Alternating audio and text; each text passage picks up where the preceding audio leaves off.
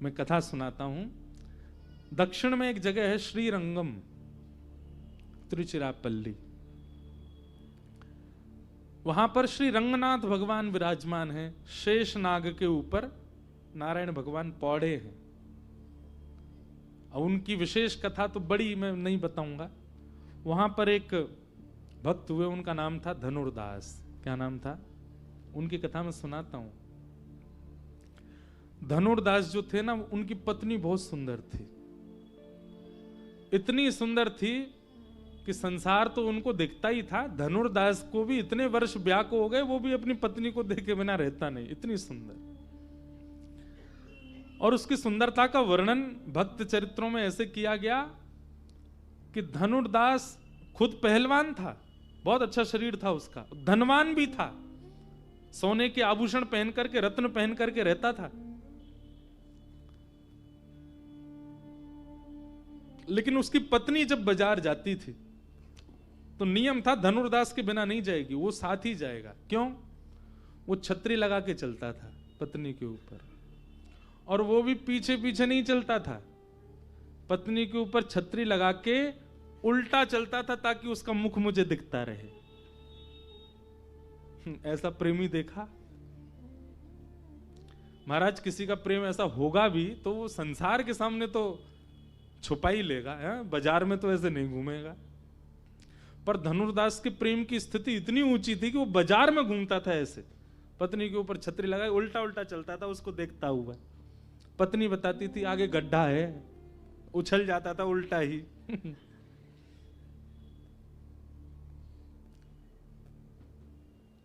एक बार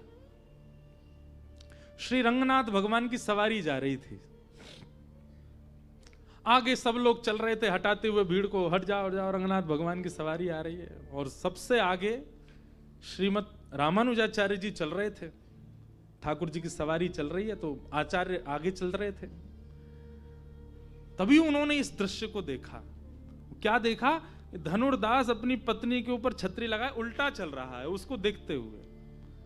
अब नगर बाजार के लोग तो हंसी उड़ा में एक दूसरे, दिख दिख दिख दिख दिख धनुर्दास को देख, कैसा जोरू का गुलाम है, देख। रोज उसको देखने के लिए अलग भीड़ लगती थी। उसकी पत्नी जब बाजार जाए तो भीड़ अलग लगती थी, अटारियों पर, छतों पर, नीचे लोग देखते थे, देखो कैसे जाता है। लेकिन रामानुजाचार्य जी की जब दृष्टि पड़ी, रामानुजाचार्य जी के आसपास के लोग भी सब उपहास करने लगे उसका। और किसी ने कह दिया कितना कामी व्यक्ति है। लेकिन वही बात है ना, श्रीमद् भागवत जी कहती हैं प्रयच्छति गुरु प्रीतो, गुरु यदि आप पर मेहरबान है, गुरु यदि आप पर प्रसन्न है, आप चाहे कितने भी घनघोर दलदल में क्यों ना हो, ठाकुर जी को उबारने आना पड़ेगा यदि आपके गुरु प्रसन्न है तो। रामानुजाचार्य जी को लगा गुण ही तो है, भले ही वो पत्नी में हो गया तो अवगुण कहला रहा है, और यही ठाकुर जी में होता तो सद्गुण हो जाता। गुण तो है पर संसार में है इसलिए अवगुण है, और यही गुण यदि ठाकुर जी में लग जाए तो सद्गुण बन जाएगा। और गुरु का यही काम है। हमारे अंदर सारी चीजें हैं, हमारे अंदर हम सर्वगुण संपन्न है। मैं, मेरे से लेके पीछे तक एक एक व्यक्ति यहां सर्वगुण है, लेकिन क्योंकि वह गुण संसार में, इसलिए हम नरकगामी हो जाते हैं। गुरु आश्रय से वही गुण नाम में लग जाए तो वही फिर हमको भगवत धाम की प्राप्ति करा दे। रामानुजाचार्य जी ने सोच लिया कि किसी से कहा सुनो, इसको धनुर्दास को बोल के आओ, शाम को मुझसे मिलने आएगा। किसी ने जाके कहा ए धनुर्दास, तुमको रामानुजाचार्य जी ने मठ में बुलाया है। वो घबरा गया, ऐसा क्या हो गया? उसको यही लगा कि शायद जिस क्रिया से मैं जाता हूं सब उपहास करते हैं, रामानुजाचार्य जी को क्रोध आया होगा, डांटने के लिए बुलाएंगे। वो पहले से ही मन बना के गया था चाहे कितना भी डांट लें, मैं पत्नी को अब घर से बाहर ही नहीं जाने दूंगा। क्यों? वो बाहर जाएगी तो मुझे तो देखना उसको, उनकी डांट से भी मैं वह छोड़ तो नहीं पाऊंगा। रामानुजाचार्य जी ने उसको बुलाया तो जैसे ही धनुर्दास आया प्रणाम करके बैठा, रामानुजाचार्य जी बोले आज हमने एक दर्शन किया, तुम अपनी पत्नी के ऊपर छतरी लगाए उल्टे चल रहे थे। धनुर्दास नीची नजर करके हाथ जोड़ के बैठा। गुरु के सामने कुछ कहना नहीं चाहिए, चुपचाप बैठे। रामानुजाचार्य जी बोले, मुझे बस इतना बताओ, क्यों देखते हो तुम पत्नी को? उसने कहा, क्षमा करें भगवान, पर मुझे उससे सुंदर कुछ दिखा नहीं संसार में। बहुत सुंदर है वो, और हर दिन वो नई लगती है, हर दिन उसकी सुंदरता बढ़ती है, इसलिए मैं उसको देखता हूं। रामानुजाचार्य जी बोले, अगर उससे सुंदर कोई तुम्हारे सामने आ गया तो? धनुर्दास बोला, इतना विश्वास से कह सकता हूं, उससे सुंदर कोई नहीं आएगा, मुझे विश्वास है, उससे बढ़िया कोई है ही नहीं संसार में। रामानुजाचार्य जी बोले, मैं भी तो कह रहा हूं, अगर मैंने प्रकट कर दिया तो बोलो, मैं वचन देता हूं, उससे सुंदर जो आएगा सदा उसको देखूंगा। फिर रामानुजाचार्य जी हाथ पकड़ के रंगनाथ भगवान के पास गए, और श्री रंगनाथ आचार्य हैं, उनकी बात तो ठाकुर जी मानते ही हैं। अंदर गर्भगृह में ले जाकर के कपाट बंद किए और रंगनाथ भगवान से प्रार्थना की, हे प्रभु, इसके अंदर गुण है, लोगों में गुण होते हैं, इसके अंदर अति गुण है, गुण की मात्रा बहुत ज्यादा है। सब अपनी पत्नी को देखते हैं, पर ऐसे कोई नहीं देखता होगा, मतलब गुण की अतीत है इसके अंदर। मेरी इच्छा है कि यह गुण आपके प्रति न्योछावर हो जाए, आप कृपा कर इसको अपने अद्भुत रूप का दर्शन कराओ। इतने में ही शंख चक्र गदा पद्मधारी श्रीमन नारायण, आहा सुंदर कमल नेत्र हैं ठाकुर जी के, कमल जैसी नासिका, कमल जैसे कपोल, अद्भुत स्वरूप, रूप, कांति। वैसे ठाकुर जी इतने सुंदर, पर आज आचार्य के कहने से इतने सुंदर बन के आए, इतने सुंदर बन के आए कि धनुर्दास ने जैसी उनका रूप देखा, नेत्र सजल हो गए, घुटने पर बैठ गया, और सदा के लिए श्री ठाकुर जी को, अब इन नेत्रों से और किसी को नहीं देखूंगा, वचन देता हूं। तुरंत दौड़ करके गया, अपनी पत्नी को लेकर के आया, और स्वयं तो ठाकुर जी का हुआ, अपनी पत्नी को भी कर दिया। बोले, आज से मैं और मेरी पत्नी केवल ठाकुर जी को भजेंगे, इन्हीं की शरण में रहेंगे, इन्हीं के साथ रहेंगे। जीवन भर के लिए ठाकुर जी के प्रति समर्पित हो गया। कहते हैं कि रामानुजाचार्य जी रोज स्नान करने के लिए कावेरी जी में जाते थे, तो ब्राह्मण वेद पाठियों के कंधे पर हाथ रख के चल के जाते थे, और स्नान ध्यान करके जब संध्या करके पूर्ण पवित्र तिलक आदि लगा के जब पूर्ण पवित्र अवस्था में होते थे, तब धनुर्दास के कंधे पे हाथ रख के आते थे। ब्राह्मणों ने एक दिन इस पर शंका प्रकट की, बोले, भगवान आप अशुद्ध अवस्था में सुबह सुबह नहा धो के जब उठते हो, तब तो हमारे कंधे पे हाथ धर के जाते हो, और नहा धो के परम पवित्र शुद्ध होकर के जब आते हैं तो वो कामी व्यक्ति है धनुर्दास, उसके कंधे पे हाथ रख के आते हो। रामानुजाचार्य जी ने कहा कि तुमने उसमें काम का दर्शन किया, परंतु उसमें गुण का अतीत था, वही गुण ठाकुर जी में परिवर्तित हो गया, तो वही अवगुण ही बहुत बड़ा गुण बन चुका, और ये मैं बताऊंगा नहीं, तुम्हें दिखाऊंगा एक दिन उसका गुण। कैसे दिखाया? एक दिन रामानुजाचार्य जी कथा कर रहे थे वाल्मीकि रामायण, और वाल्मीकि रामायण में प्रसंग आया कि विभीषण शरणागति का जब प्रसंग आया, कि विभीषण शरण लेने के लिए आया राम जी की,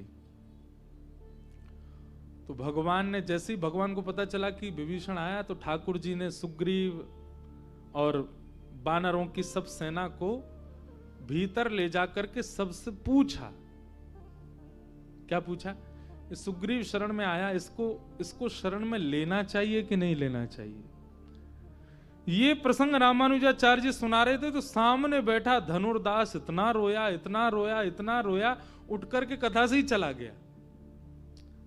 सब ब्राह्मण देवता उसकी हंसी उड़ाने लगे, बोले ये वही है जिसके कंधे पे हाथ धर के आते हो आप, तो कथा के बीच में से ही चला गया। रामानुजाचार्य जी बोले उसको बुला के लाओ, बुला के लाए। सभा ऐसी ही बैठी थी, सब जैसे आप बैठे हो। धनुर्दास से पूछा, तुम गए क्यों?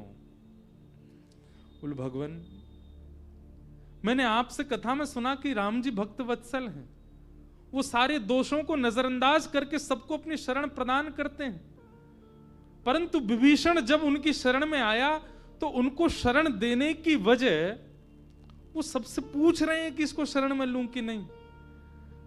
जब विभीषण जैसे भक्त के लिए ठाकुर जी को पूछना पड़ रहा है, तो मेरे को तो कभी भगवत प्राप्ति होगी नहीं। समझ में आई बात? उसके दुख का कारण क्या था, उसके शोक का कारण क्या था कि विभीषण जैसे को शरण लेने के लिए ठाकुर जी इतनी बड़ी मीटिंग कर रहे हैं, तो मैं तो फिर किसी लायक नहीं हूं, मुझे तो ठाकुर जी कभी शरण में नहीं लेंगे। इस बात से मेरे को रोना आ गया, मैं विरह व्याकुल हो गया, मैं उठ के चला गया। तब रामानुजाचार्य जी ने बताया, है किसी की ऐसी विरह की स्थिति कि वो विभीषण की स्थिति और अपनी स्थिति को कंपेयर करके कह रहा है कि ठाकुर जी जब उसको लेने में इतनी मीटिंग कर रहे हैं तो मुझे कैसे लेंगे। तब रामानुजाचार्य जी ने कहा कथा पूरी सुनो। बैठा, तब बताया कि सुग्रीव ने मना किया कि रक्त तो एक ही है, रावण का ही वंश का है, वो भी कहीं ना कहीं राक्षस तत्व तो होगा, आप उसको शरण मत लो। कई लोगों ने मना किया कि ठाकुर जी आपको परख लेना चाहिए विभीषण को, उसको अभी शरण में नहीं लेना चाहिए। एक प्रकार से मना हो गई सभा में कि विभीषण को शरण नहीं मिलेगी। ठाकुर जी उठ करके बाहर गए, सबको लगा कि इसको ठाकुर जी मना कर देंगे, लेकिन बाहर जाती ठाकुर जी ने क्या किया, सबके मना करने के बावजूद भी विभीषण को उठा करके हृदय से लगाया और हृदय से लगा करके उसको शरण प्रदान की। तब रामानुजाचार्य जी बोले, भगवान ने सभा इसलिए नहीं बुलाई कि सबकी बात मान करके भगवान उसको शरण में लेंगे। ठाकुर जी तो उसको शरण लेने का मन पहले ही बना चुके थे। ठाकुर जी तो केवल आसपास वालों की स्थिति परख रहे थे, इन लोगों की स्थिति कैसी हुई है, ये अभी भी अवगुण देख रहे हैं कि नहीं। और ठाकुर जी ने देख लिया कि इनकी दृष्टि अभी भी अवगुण देखने वाली है। ठाकुर जी ने किया वही जो ठाकुर जी का स्वभाव है। शरण गए प्रभु ताहि ना त्यागा। शरण में जो एक बार आया ठाकुर जी उसको त्याग नहीं करते, चाहे वो विश्वद्रोही क्यों ना हो, उसको लेते हैं ठाकुर जी।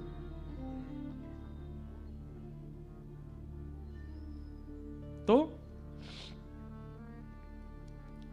हमारा गुण अवगुण इसलिए है क्योंकि संसार के प्रति, वही कथा से, सत्संग से, गुरु कृपा से भगवत प्रति हो जाए, वही सद्गुण, वही भगवत प्राप्ति का कारण बन जाएगा।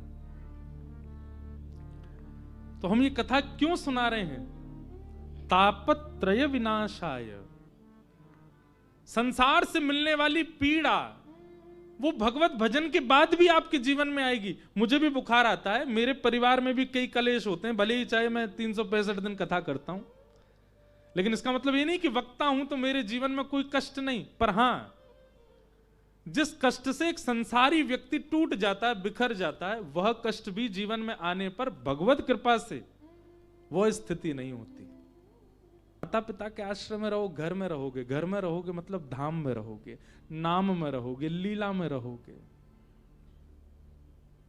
अनाथ मत रहो, सनाथ हो जाओ, नाम का आश्रय ले लो, एक नाम को पकड़ लीजिए बस। महादेव सतत जपत मंत्र राम नाम। स्वयं विश्वनाथ भी एक नाम के आश्रय में है। निराधार को आधार एक राम नाम, प्रेम मुदित मन से कहो राम राम राम। नाम आश्रय लीजिए, जो नाम बहुत प्रिय लगता है। अच्छा, एक और बात, इनमें भी भेद दृष्टि होती है लोगों की। हमको राधा नाम बहुत अच्छा लगता है, हम वही जपते हैं, कृष्ण में इतनी रुचि नहीं। ये नामापराध है, आप ऐसा अपराध नहीं कर सकते। आप कैसे भेद मान सकते हो? आपको पता है, मैंने वैसे तो कथा में इस बात का खुलासा किया है, मीराबाई नित्य किसको भजती हैं? ठाकुर जी को। मुरली मनोहर श्याम सुंदर ब्रजपति उनके नाथ हैं, परंतु मीराबाई का जो गोपनीय मंत्र है वो राम नाम है। मीराबाई भजती क्या है, जपती क्या है? राम। मीराबाई के भैया जयमल, जयमल जी का चरित्र सुनेंगे तो इतना सुंदर चरित्र है जयमल जी का। मीराबाई के भाई जयमल जी, उनके तो आराध्य ही राम जी हैं, जबकि सेवा उनके यहां चतुर्भुज भगवान की होती, नारायण की है, श्री कृष्ण की है। नारायण ही राम है, नारायण ही कृष्ण है, उनमें भेद नहीं, पर उनके आराध्य रूप में राम जी हैं। जयमल जी के प्रसंग में आता है कि एक बार जयमल जी उन्होंने संकल्प लिया कि मैं पूरे दिन में इतने घंटे केवल भजन करूंगा और उस समय चाहे दुनिया इधर से उधर हो जाए मेरा भजन नहीं रुकना चाहिए। किसी शत्रु राजा को पता चला कि जयमल इतने बजे से इतने बजे तक भजन में रहता, उसी समय आक्रमण कर देंगे। आक्रमण के लिए जैसे ही राजा ने अपनी पूरी सेना लगाई, जयमल जी यहां भजन में बैठे थे, मंत्री महामंत्री सब सोचने लगे अब कैसे करें, राजा तो हमारा भजन में, उतने घंटे से पहले उठेंगे नहीं, उतने घंटे में तो पूरी नगरी ध्वस्त हो जानी है। एकमात्र जयमल जी की मां को अधिकार था कि उनके भजन में वो जाकर के जयमल जी से वार्ता करती थी, लेकिन जयमल जी उसका उत्तर भी इशारे में ही करते थे, बोलते नहीं थे, केवल अपना भजन में लगे रहते थे। तो मां ने जाकर के कहा पुत्र नगर संकट में है। तो जयमल जी ने ठाकुर जी की ओर इशारा किया, नगर के रक्षक तो ये हैं, सब संभाल लेंगे। और जयमल जी के इस, देखो आप नाम कितना जपते हो, ठाकुर जी को इससे फर्क नहीं पड़ता। आप व्रत कितने करते हो 30 दिन में, इससे कोई अभिप्राय नहीं। आप यज्ञ कितने करते हैं, इनसे कोई फर्क नहीं पड़ता। पर आप अपनी स्थिति में ठाकुर जी के प्रति समर्पण कैसा करते हो, ये ठाकुर जी देखते हैं। एक प्रकार से व्रत करके, नियम करके, भजन करके, यज्ञ करके हम ठाकुर जी को ये बता देते हैं कि हम आपसे प्रेम करते हैं। उसके बाद फिर ठाकुर जी कमर कस के देखते हैं, बोले अच्छा अब मैं देखूंगा तुम कितना प्रेम करते हो। तो भजन की स्थिति में नहीं, जब आप संसारी स्थिति में होगे वहां परीक्षण करते हैं ठाकुर जी, ये प्रेम करता है कि नहीं। जयमल जी 4 घंटे भजन करते हैं, ये तो केवल उनका प्रतीक ठाकुर जी को बताने का था कि मैं आपसे प्रेम करता हूं। अब ठाकुर जी ने परीक्षा ली, उन्हीं 4 घंटों में नगर पर आक्रमण करवा दिया। अब देखते हैं जयमल का प्रेम। और जयमल जी इशारा करते हैं, रक्षक तो ठाकुर जी, मुझसे क्या आप लोग उम्मीद लगाते हो। उस समर्पण को देख के ठाकुर जी प्रसन्न हो गए और स्वयं ठाकुर जी अद्भुत राजा का रूप धारण करके आए और जयमल का घोड़ा, जिस घोड़े पर जयमल जाते थे उसी घोड़े को लेकर के और राजभवन की छत पर पहुंच गए।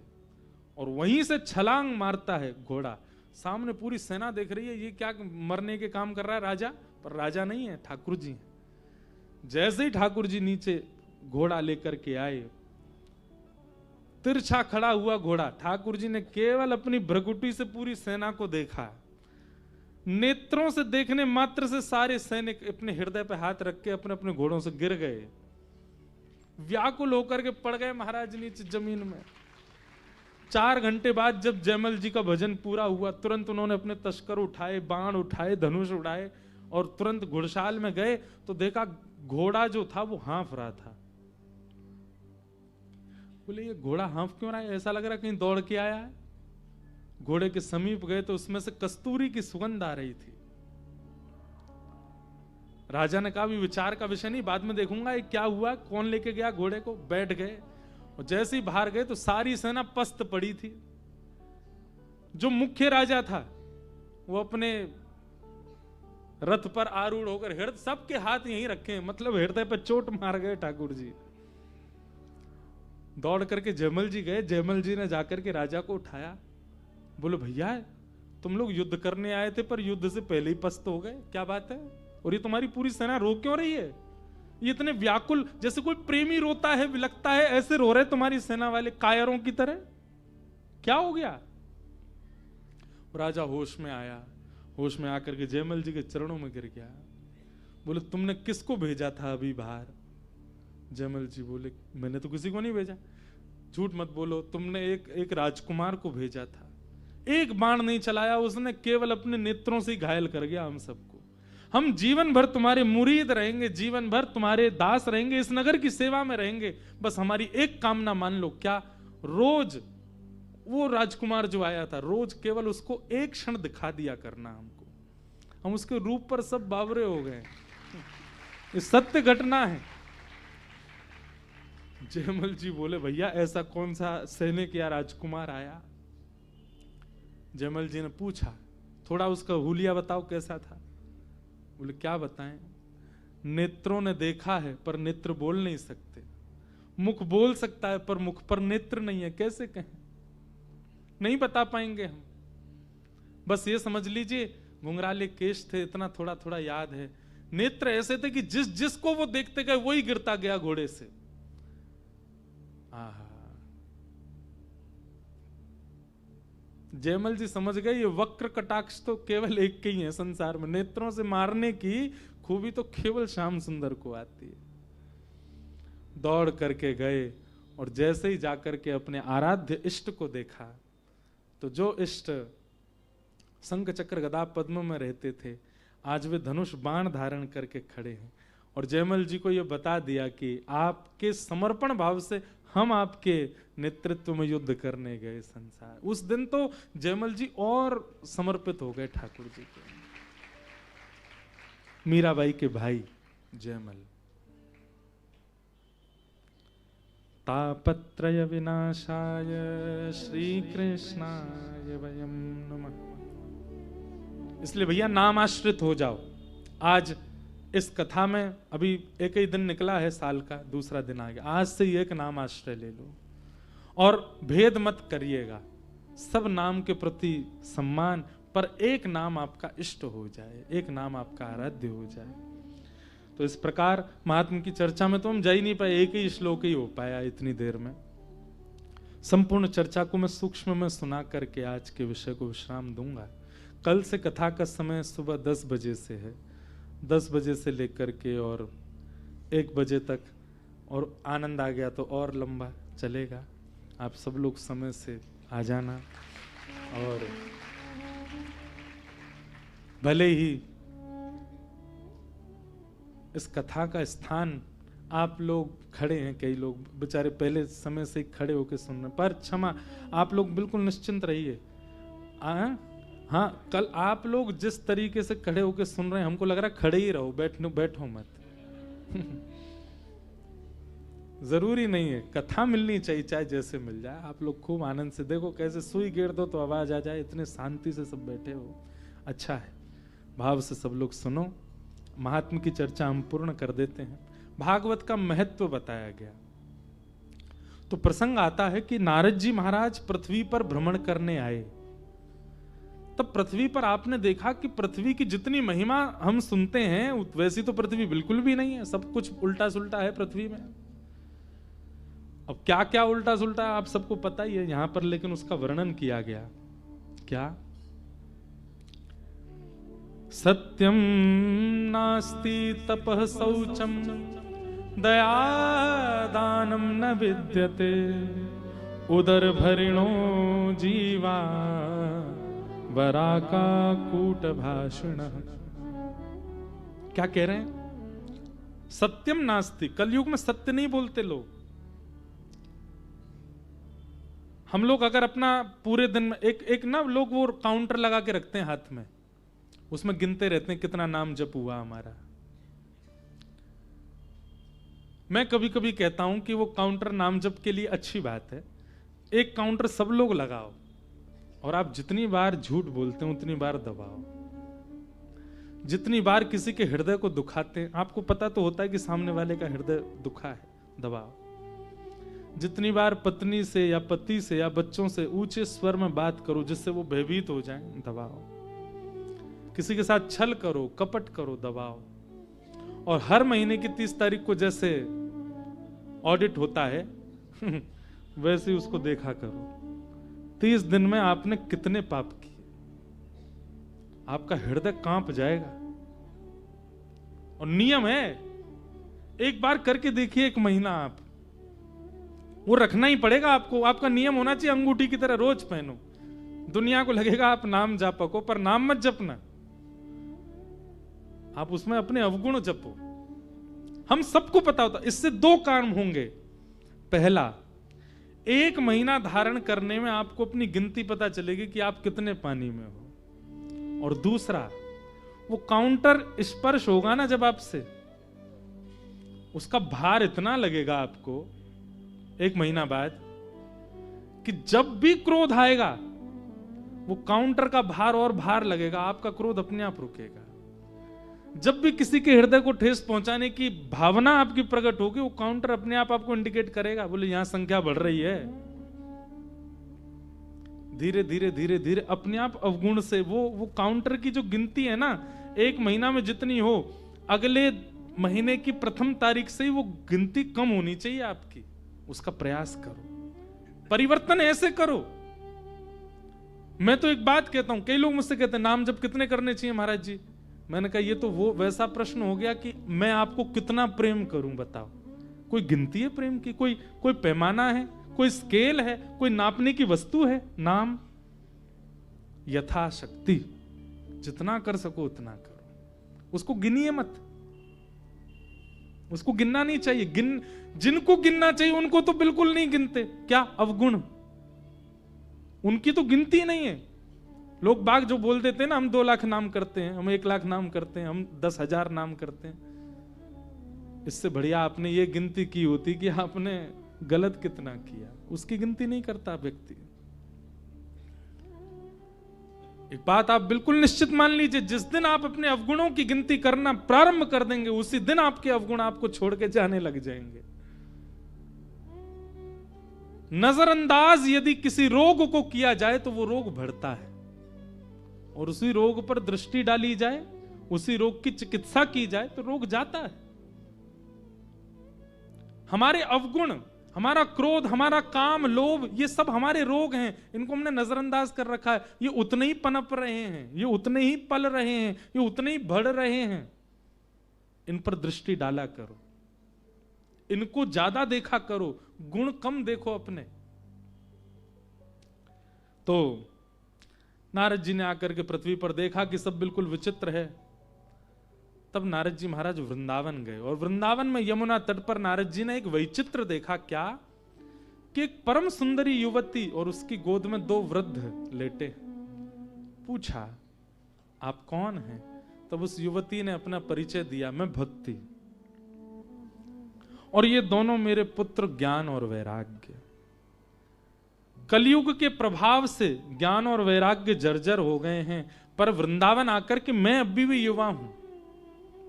वृंदावन भक्ति में युवा है,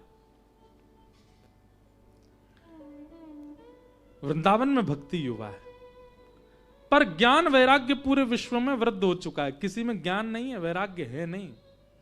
अब ज्ञान और वैराग्य की विशिष्ट परिभाषा वो मैं कल दूंगा कथा में, क्योंकि उसमें समय बहुत लगेगा। पर ज्ञान और वैराग्य जब तक वृद्ध रहेंगे, एक बात लिख लीजिएगा, तब तक आप भक्ति युक्त होकर के भी प्रसन्न नहीं रह पाओगे।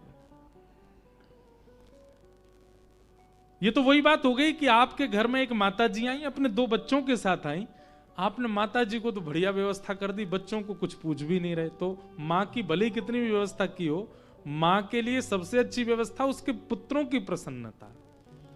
हम लोग तिलक लगाते हैं, कंठी पहनते हैं, नाम जप करते हैं, गुरु आश्रित हो गए, कथा सुनते हैं, मतलब भक्ति को प्रसन्न करने वाली सारी क्रियाएं कर रहे हैं।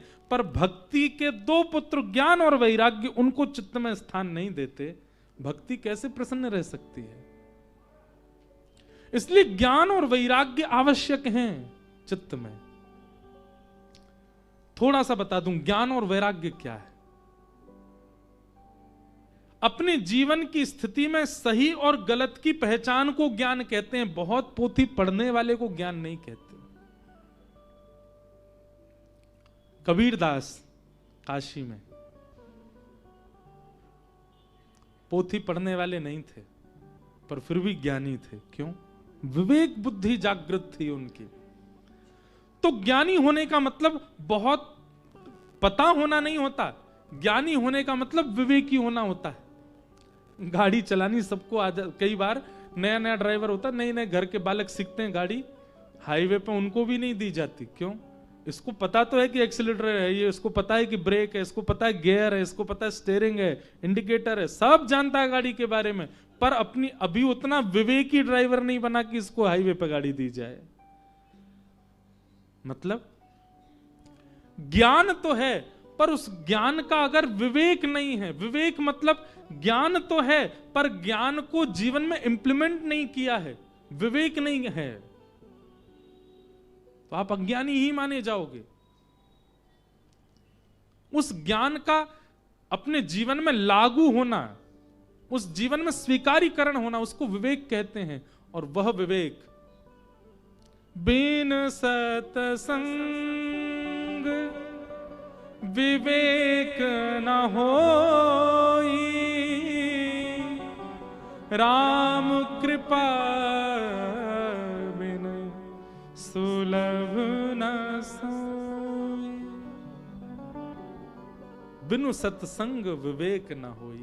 वो विवेक सत्संग से होगा जो आप कर रहे हो, ये विवेक ही बनाता है।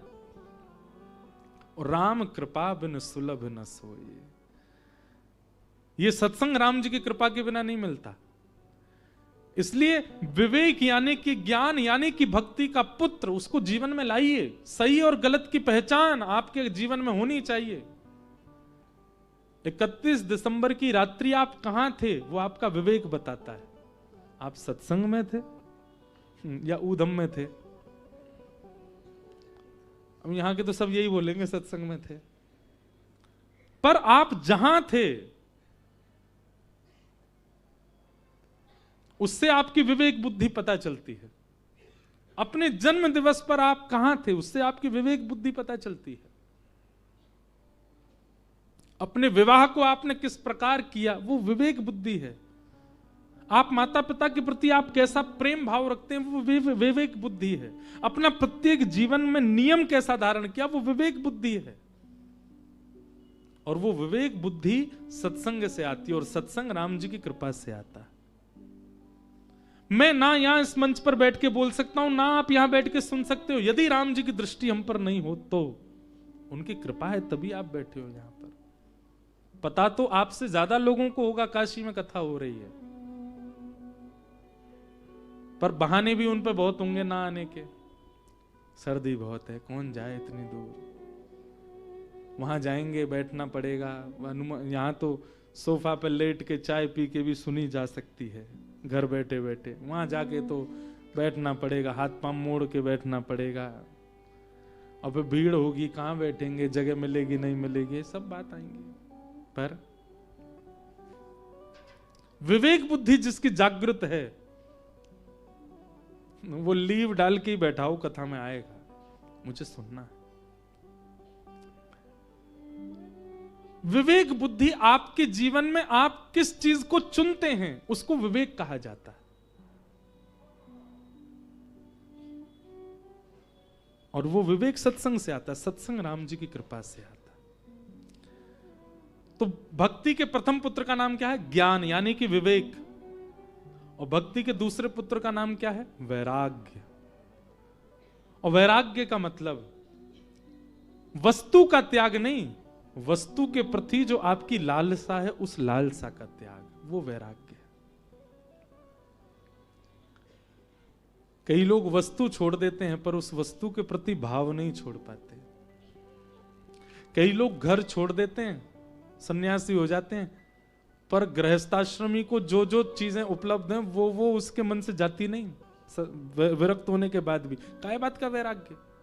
इससे अच्छा तू घर में रह के वैराग्य हो जाए, घर में रहकर के बीतराग हो जाओ। महादेव परिवार के सहित रहते हुए भी वैरागी हैं।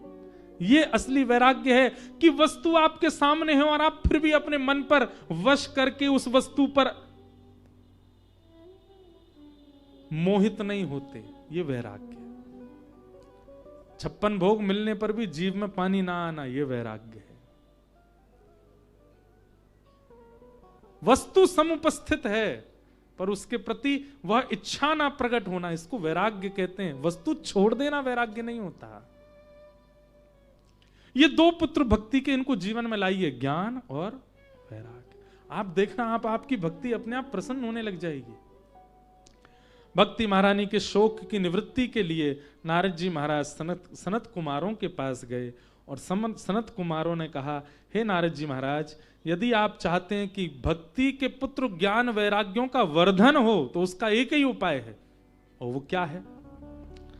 सत्कर्म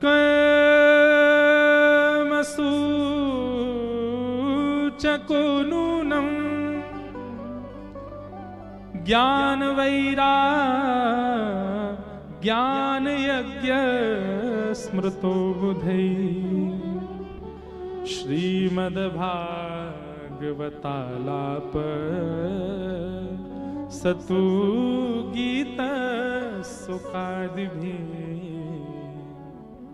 यदि आप चाहते हैं कि आपके पुत्र ज्ञान और वैराग्य का वर्धन हो भक्ति के पुत्रों का, तो केवल भागवत की कथा, श्रीमद् भागवत की कथा में यह सामर्थ्य है कि नियम से सुनने वाले और एकाग्रता से सुनने वाले श्रोता के चित्त में ज्ञान और वैराग्य का प्रादुर्भाव हो जाएगा।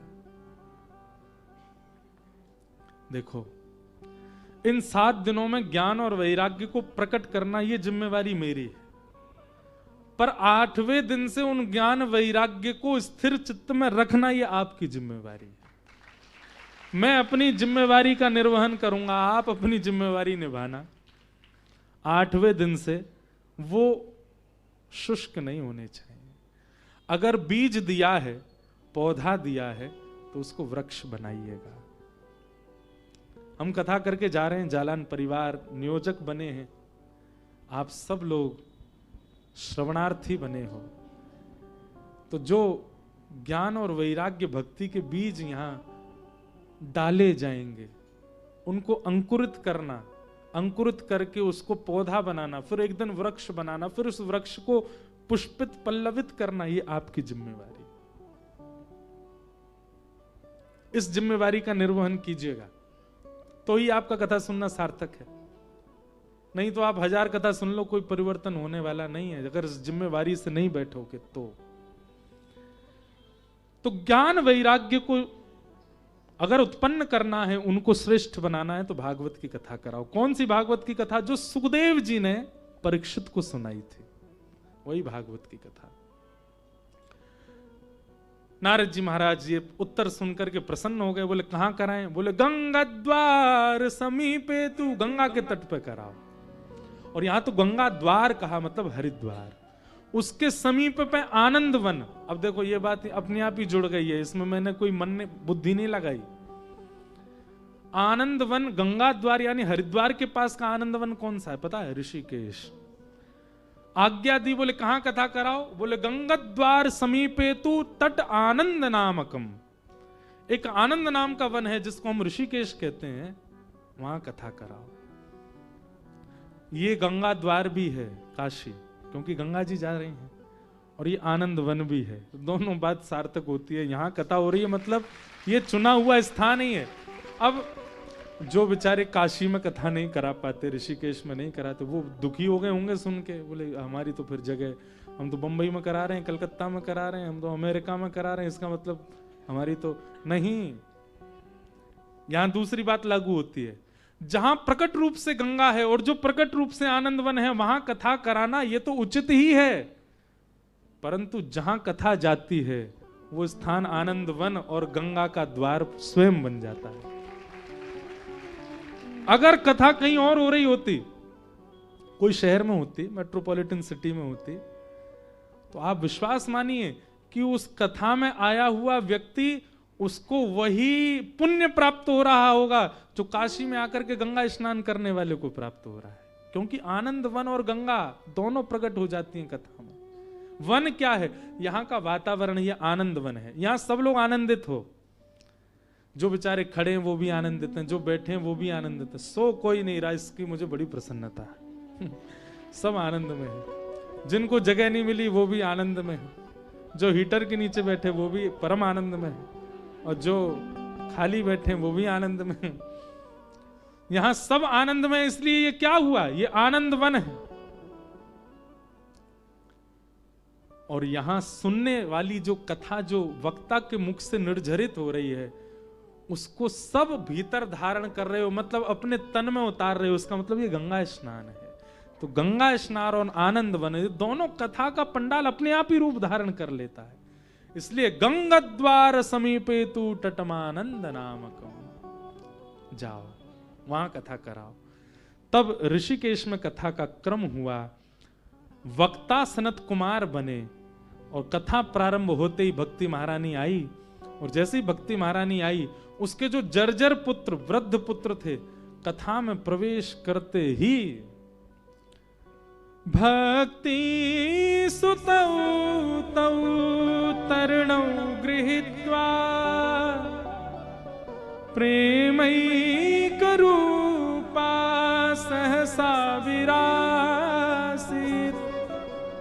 श्री कृष्ण गोविंद हरे मुरारी नाथेति नामानि मुहुः बदन्ति। भक्ति ने अपने सुतों के साथ ज्ञान वैराग्य के साथ जैसे ही कथा में प्रवेश किया, ज्यों-ज्यों कथा होने लगी त्यों-त्यों उनकी वृद्धावस्था जाने लगी। ज्ञान वैराग्य दोनों युवा हो गए और नृत्य करने लगे, आनंद में आ गए हैं कथा में। भक्ति महारानी प्रसन्न हो गई। नारद जी से जाके कहा, आपका किस मुंह से धन्यवाद करूं, आपने मेरे पुत्रों को युवान किया, मुझे बताइए इस कथा में मैं क्या सेवा करूं। नारद जी बोले, एक ही सेवा करो। क्या? निरंतरम वैष्णव मानसानी। जितने भी श्रोता कथा में आए हैं सबके हृदय पटल पर आसन बिछा करके आप बैठ जाओ। तब भक्ति महारानी अपने पुत्रों सहित समस्त श्रोताओं के चित्त में जाकर के बैठ गई। मतलब चित्त में आ तो गई आज। 7 दिन तक आप कथा सुनेंगे तो चित्त उनको अपने अनुकूल लगेगा और वो रहेंगी। लेकिन 8वें दिन से आपकी जैसी परिकल्पना, जैसा नियम बनेगा, फिर भक्ति महारानी डिसाइड करेंगी अब यहां रहना है कि जाना है। इसलिए आमंत्रण और बैठाने का काम तो हमने आज से कर दिया। वो बैठेंगी 7 दिन अंदर, वो बैठी रहें, उसकी जिम्मेवारी आपकी। अब आप कहोगे, महाराज जी भक्ति को चित्त में बैठाने से हमको क्या मिलेगा? सुनो, भागवत जी कहती है, सकल भुवन मध्ये निर्धनास्तेऽपि धन्या निवसति हृदि तेषां श्रीहरेर्भक्तिरेका हरिरपि निजलोकं सर्वथा तो विहाय प्रविशति हृदि तेषां भक्ति सूत्रोपनद्धा। बहुत ध्यान से सुनो, बहुत अच्छा श्लोक है। भागवत जी कह रही हैं, सकल भुवन मध्य निर्धनास्तेऽपि धन्या। अगर कोई निर्धन व्यक्ति है और उसके चित्त में भी यदि भक्ति महारानी आकर के बैठ गई है तो वो सबसे बड़ा धनवान है। क्यों? भक्ति आगे आगे चलती है और भक्ति का धागा, भक्ति का सूत्र बंधा हुआ है ठाकुर जी से। तो जहां जहां भक्ति जाती है ठाकुर जी उसके पीछे पीछे चलते हैं, और जहां जहां ठाकुर जी जाते हैं ठाकुर जी का सूत्र बंधा है लक्ष्मी से, लक्ष्मी ठाकुर जी के पीछे पीछे चलती है। मतलब जहां भक्ति आएगी कुछ समय बाद वहां ठाकुर जी आएंगे, और जहां ठाकुर जी आएंगे वहां लक्ष्मी को आना ही पड़ेगा। अभी उल्टा होता है, पता है क्या? सबसे आगे भक्ति चलती है, उनके पीछे भगवान चलते हैं, भगवान के पीछे लक्ष्मी की चलती है, और लक्ष्मी के पीछे हम सब दौड़ते हैं। और फिर हम चाह रहे हैं कि हमको भक्ति मिले, हमको भगवान मिले। कैसे? तुमने अपना डिब्बा इंजन से बहुत पीछे लगा रखा है। तब क्या करो? बोले लक्ष्मी के पीछे दौड़ना बंद करो, भक्ति के पीछे चलो। तब क्या होगा? भक्ति आगे आगे, भक्ति के पीछे आप, और आपके पीछे ठाकुर जी, ठाकुर जी के पीछे लक्ष्मी। अगर आप हमसे एक बात कहें, और ये कोई मनमुखी बात नहीं है, ये प्रमाणित बात है, ठाकुर जी के पीछे चलना ये भक्ति का स्वरूप नहीं, ठाकुर जी को पीछे लगा लेना ये भक्ति का स्वरूप है। हमारे पीछे ठाकुर जी चले। सूरदास जी ठाकुर जी के पीछे नहीं चलते थे, ठाकुर जी सूरदास जी के पीछे पीछे। जहां जहां ठाकुर जी, जहां जहां सूरदास, वहां वहां ठाकुर जी। गोस्वामी जी ठाकुर जी के पीछे चलने से प्रारंभ हुए, पर एक स्थिति ऐसी आई कि गोस्वामी जी के पीछे पीछे ठाकुर जी चलने लगे। मीराबाई पीछे चलने से प्रारंभ हुई, पर स्थिति एक दिन ऐसी आई कि जहां मीरा वहां ठाकुर। आज तक इस सभा में भी मीरा नाम लिया गया तो सबके चित्त में कोई सुंदरी नारी नहीं, ठाकुर जी प्रकट होते हैं।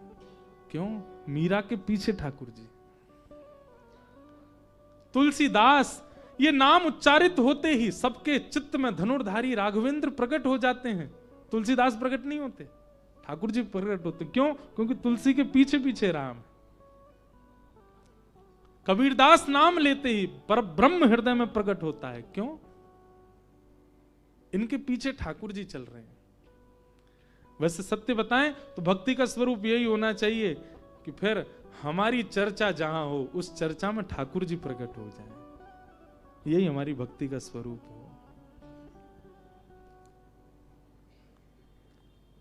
हमारे दीनदयाल जी जालान, उनका नाम ऐसा ही है। उनका नाम सभा में बोलते ही गंगा जी का स्नान अपने आप प्रकट हो जाता है, काशी विश्वनाथ प्रकट हो जाते हैं। उनका जो भी भाव संतों के प्रति और उनके जो नियम थे, हमारे एक पंडित जी महाराज काशी में पढ़े, कल बता रहे थे, बोले महाराज जी जब वो सुबह सुबह उनको देखते थे तो ऐसा लगता था कोई साधु जा रहा है, कोई अत्यंत ज्ञानी, कोई बहुत श्रेष्ठ, कोई महापुरुष जा रहा है। बाद में पता चला कि नहीं, तो सदगृहस्थ हैं। उनका स्वरूप ऐसा था कि स्वरूप से विश्वनाथ प्रभु अपने आप याद आ जाते थे। ये जीवन की सार्थकता कि हमारा नाम लेने से हमारी याद नहीं आई, ठाकुर की याद आ गई। हमारा नाम लेने से धाम की याद आ गई, हमारा नाम लेने से भक्ति प्रकट हो गई। ये हमारी सार्थकता। पूज्य बापू का नाम लेने से कथा अपने आप चित्त में घूम जाती है। भाई श्री का नाम लेने से अपने आप भागवत याद आ जाती है। हमारे मलुक पीठ वाले महाराज जी का नाम लेते गैया याद आ जाती है। हमारे परम पूजनीय श्री प्रेमानंद जी महाराज का नाम लेते ही श्री किशोरी जी याद आ जाती है। विनोद बिहारी दास बाबा बरसाने वाले, इनको नाम लेते ही बरसाना याद आ जाता है।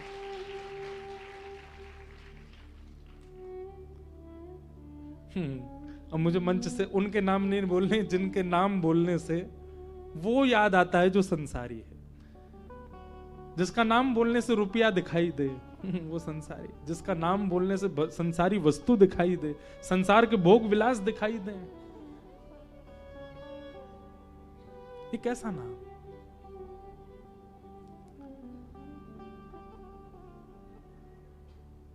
तो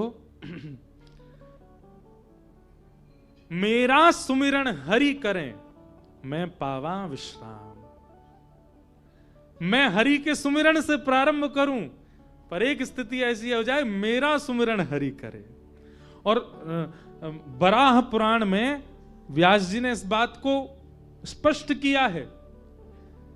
हम ठाकुर जी का स्मरण करते हैं, पर स्मरण करते करते करते करते करते करते आधे से ज्यादा जीवन जब हमारा निकल जाता है ना, तो फिर ठाकुर जी हमारा स्मरण रखते हैं, ठाकुर जी हमारा स्मरण करते हैं। और ठाकुर जी जब स्मरण करना प्रारंभ कर देते हैं ना, तभी हमारी भक्ति की स्थिति प्रकट हो जाती है। प्रेम में मैं अपने प्रेमी का रहूं, यहीं तक प्रेम नहीं होता। जो मैं अपने प्रेमी को निवेदित कर रहा हूं, एक दिन एक समय आने पर मेरा प्रेमी भी वो मुझे निवेदित करने लग जाए, तब प्रेम लगता है कि अब पुष्ट हुआ। मैंने ही विश्वनाथ को भजा, मैंने ही विश्वनाथ को देखा, मैंने ही उनको रटा, मैं ही उनके पास नित्य गया, ये मेरी भक्ति नहीं। एक दिन वो आ गए मेरे पास, तब मानूं कि मेरी भक्ति आई है। तो भक्ति सूत्रोपनद्ध, भक्ति यदि चित्त में है तो ठाकुर को आना पड़ेगा, क्योंकि भक्ति युक्त हो आप। और वो भक्ति कैसे युक्त होते हैं? कथा से होते हैं। ऐसे भागवत जी का ये महात्म्य सुनाया गया, धुंधुकारी का प्रसंग सुनाया गया। आत्मदेव नाम के ब्राह्मण के कोई संतान नहीं थी। मैं शॉर्ट में सुना देता हूं, सबको पता है। एक दिन आपने संतान ना होने की वजह से आत्म हत्या करने का मन बनाया, स्वयं की हत्या करने का मन बनाया। तब एक संत ने आपको एक फल दिया, बोले लो पत्नी को खिला देना और ये पंच नियम है, इनका पालन पत्नी से करवाना, तुम्हारे घर एक पुत्र होगा। वैसे तो नहीं है, पर मैं अपने भजन बल से कहता हूं कि एक पुत्र होगा। उनकी पत्नी धुंधुली जाकर के उसको फल दिया, संत प्रसाद बता करके दिया। धुंधुली का विश्वास नहीं था। एक बात मानिएगा, अगर आपको कहीं का प्रसाद दिया जाता और आप प्रसाद को केवल व्यंजन मान करके पा लेते हैं तो उस प्रसाद का प्रभाव नहीं होगा। प्रसाद तो प्रसाद मान के, चैतन्य महाप्रभु कहते हैं महाप्रसादे गोविंदे। जैसे ही आपके सामने महाप्रसाद आए तो यही समझना चाहिए साक्षात गोविंद आए, साक्षात ठाकुर जी आए। कोई महादेव का लाल पेड़ा लेकर के आवे तो यही समझना चाहिए महादेव ही आए हैं। जगन्नाथपुरी का खाजा आवे तो यही सोचना चाहिए साक्षात जगन्नाथ जी आए हैं। और उसी भाव से उनको सेवन में ये भाव नहीं कि हम इनको खा रहे हैं, ये भाव होना चाहिए कि हम इनको हृदयस्थ कर रहे हैं। तब प्रसाद पाने की भी एक विधा होती है, वो केवल व्यंजन की तरह खाया नहीं जाता। धुंधुली को फल दिया। धुंधुली बोली सीधे साधे पति हमारे, एक संत ने प्रसाद दे दिया, लिया है, बोले इससे संतान होगी। अगर इस प्रसाद में इतना ही बल है तो हमारे घर की गैया बांझ है, इसके हो जाए। गाय को खिला दिया और स्वयं अभिनय करने लगी कि मेरे गर्भ में बालक है, आप बहुत व्यस्त रहते हैं, मैं मायके जा रही हूं, वहां मेरी देखभाल हो जाएगी, बालक जन्म लेगा, 1 साल बाद थोड़ा बड़ा हो जाएगा, लेके मैं आ जाऊंगी। आत्मदेव जी तो बड़े प्रसन्न थे, संतान तो आएगी, भले ही 1.5-2 साल के लिए चली जाए, ठीक है, इसका जैसा मन। पत्नी मायके चली गई, उसकी सहेली गर्भवती थी, उसको कहा मैं तुझे बहुत धन दूंगी, तू मुझे अपनी संतान दे देना। सहेली मान गई और धन लेकर के जब संतान हुई तो दे दिया। कुछ महीनों बाद जब वो थोड़ा बालक बड़ा हुआ तब लौट करके आई और आत्मदेव जी को कहा आपका पुत्र। आत्मदेव जी तो आनंदित हो गए, आनंदित हो ही रहे थे, तभी एक दासी आई और कहा महाराज बधाई हो, आपके गौशाला में गैया ने भी एक बालक को जन्म दिया जो कि मानवों जैसा ही है। दोनों बालकों को लेकर के आत्मदेव जी बड़े प्रसन्न हुए। बड़े बालक जो पत्नी के थे उसका नाम नारायण रखने का विचार किया, परंतु धुंधुली बोली नहीं, मेरा पुत्र मैं धुंधुली, मेरा बेटा धुंधुकारी, और दूसरे वाले का नाम तुम रखो जो तुमको रखना हो। तो उसके कान गैया के जैसे हैं, तन मानव जैसा है, इसलिए उसका नाम गोकर्ण रखा। और या फिर गोकर्ण का दूसरा अर्थ होता है, गो माने होता है इंद्रियां, आंख, नाक, जीव, कान, त्वचा, हाथ, पैर, गुप्त इंद्रिय, ये सारी इंद्रियां हैं। इन सबको, इन सबके समूह को गो कहा जाता है।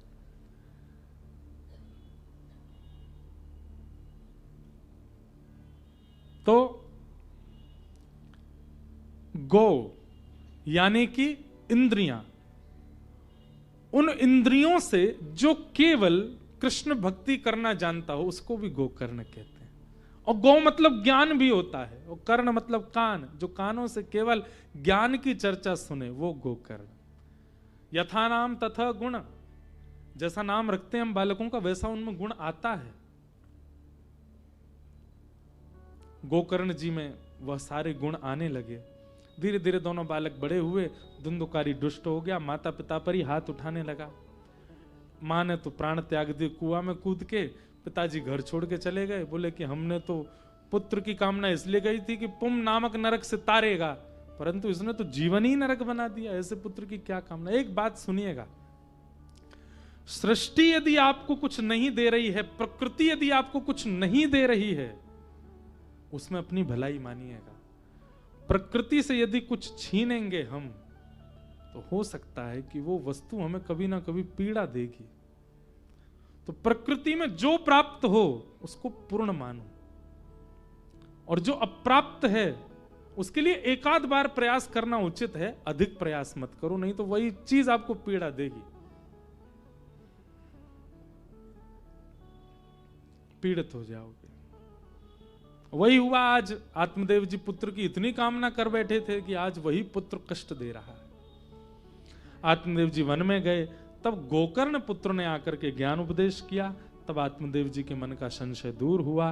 वो ज्ञान उपदेश भी बहुत सुंदर है, हम उपदेश तो नहीं देंगे पर श्लोक सुना देते हैं।